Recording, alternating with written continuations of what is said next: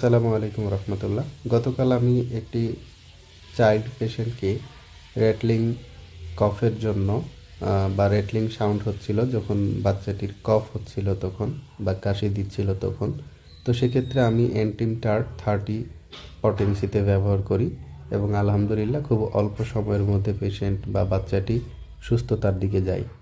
So কেন আমি অ্যান্টিম টার্টকে choose করলাম, এর অনেকগুলো কারণের মধ্যে মূল কারণটি ছিল হচ্ছে র্যাটলিং সাউন্ড।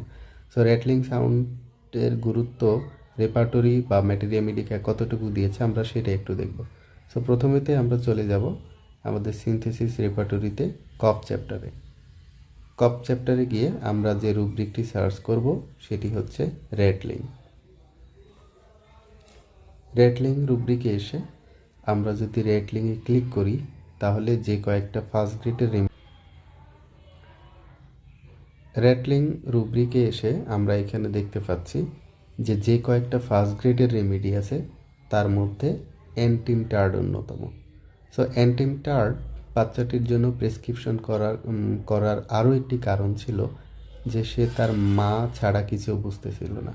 আমরা আমাদের ক্লাসে পড়েছিলাম, স্যার আমাদের শিখিয়েছিলেন যে অ্যান্টিমনির মায়ের সাথে সম্পর্কটা অনেক ভালো হয়।